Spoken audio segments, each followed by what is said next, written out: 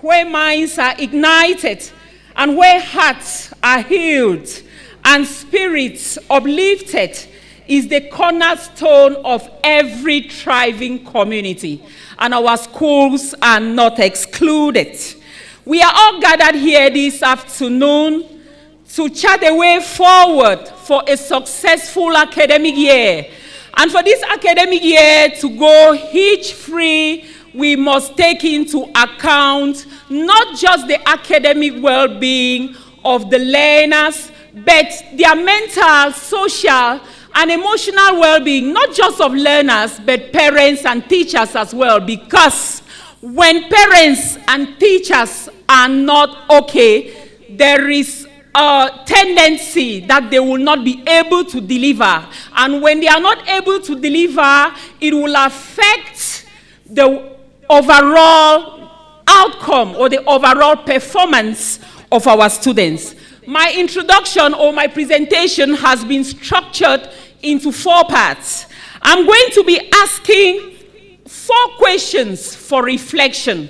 We don't need to answer because of time. And secondly, I will be sharing a brief story of an icon. I call him an icon because he overcame stigmatization and mental health challenges. And then we will be looking at the correlation. Is there any relationship between the subject in question, that is the interconnectedness? You can see it on the PowerPoint. And at the end of the day, a call for action. These are the questions I want to ask. Is there a crisis of mental, emotional, and social well-being among young people? If yes, what are or what is the root causes? How can we effectively involve parents, caregivers, and the community in promoting the holistic well-being of our students, especially parents? I have observed even in PTA meetings, you call for parents, they don't come. How can we get them involved in the holistic development of our children? And how can schools effectively measure and monitor students' overall well-being? When I was coming here, I actually looked for statistics. What is the statistics, for example, in the Northwest, on students' mental, academic, and social well-being? And it was very difficult for me to find because it is difficult to monitor and it is difficult to measure.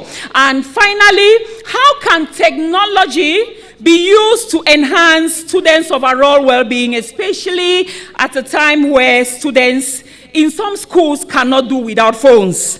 I'm asking all of these questions because sometimes we erroneously focus on developing the intellect, the IQ, at the detriment of other competencies.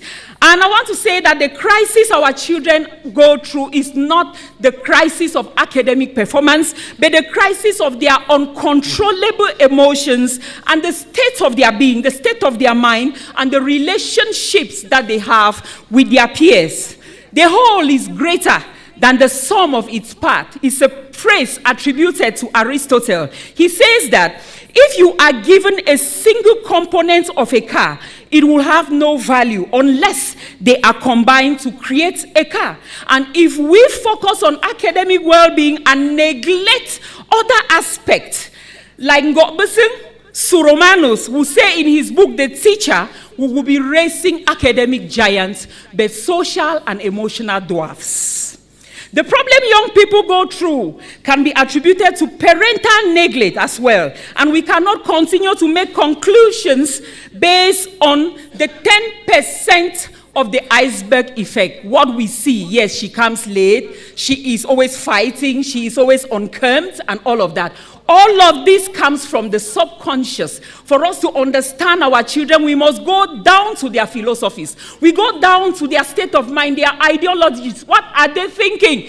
And that part of the subconscious constitutes 70% of the iceberg effect. This is to tell us that there is work to be done. And biologically, I recently found out that the brain finishes developing and maturing in the late 20s. That is the brain of a human being. And the part that is responsible for decision making priorities, and well-informed choices is called the prefrontal cortex. It takes at least 20 years for a brain of a human being to mature fully. This tells us that we need to be patient with these children. My story goes thus. There is a true story of a young girl born out of wedlock who was able to read and write, memorize Bible passages at the age of 3. But the precocious child's life took a turn for the worse when she went to live with her own mother in a shabby, roomy house. Her mother did not share her grandmother's devotion to education and belittled her daughter's deep love of books. Neglected and often inadequately supervised, the girl was raped by a 19-year-old cousin when she was only 9 years old. Terrified, she kept her dark secret only to become sexually abused by a procession of other men. Soon she blamed herself of what was happening to her and began to lie, steal, and run away from the home. And she finally became pregnant at the age of 14 and went to live with his father. After the baby was born prematurely and died soon after birth, her father was able to provide his troubled daughter with the love, the stability, the discipline she needed to turn her life around. He encouraged her to study hard and cultivate her talent for public speaking. Winning a speech contest earned her 4-year scholarship in college. Other contest victories followed, capturing the attention of staff at a local radio station who offered her a job as a newscaster even before she had graduated from high school.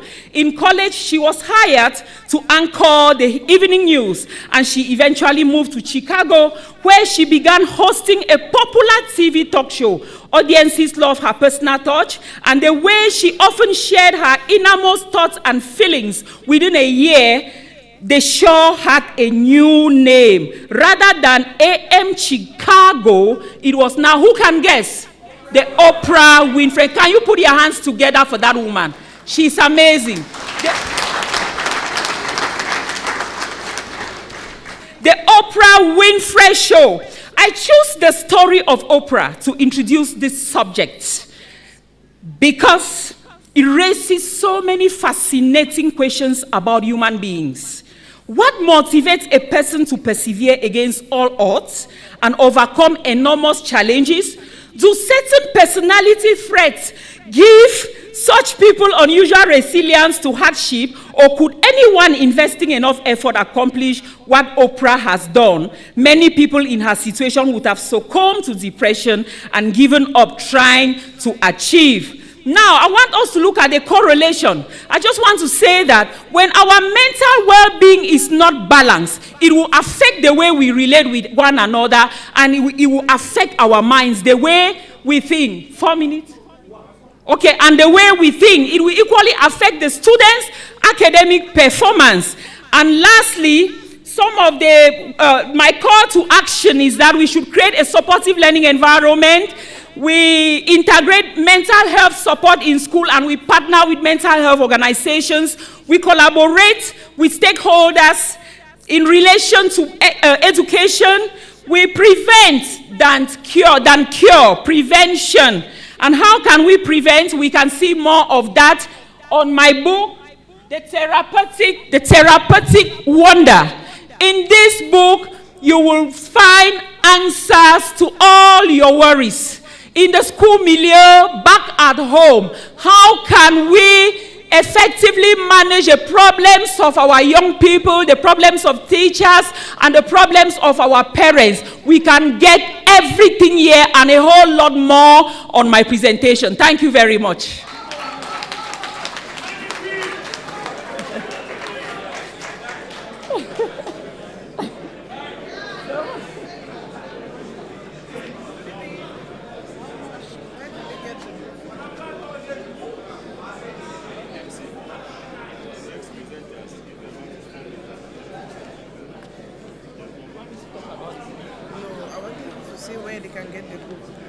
Yes, it's outside. Tell them that the book is outside. All littered. Just give me the... Yes. If you are interested in getting a copy of the book, Therapeutic Wonder for schools, parents, and students, you can meet Madam Shiwo outside and get a copy for yourself. We are going to be moving on to our brief interventions. We will be starting with taxation, WA, Achajek, and credit foncier. We want to say they have 4 minutes each, and they should respect their time. Taxation, WA, Achajek, and credit foncier. Please, can they make their way to the microphone? The presentation on interconnectedness, mental, emotional, and academic well-being by Madame Shiwo Quinta, and she stressed and said, for students to succeed or for success to be guaranteed, everybody, all stakeholders, must have well-being at the level of emotions and socially.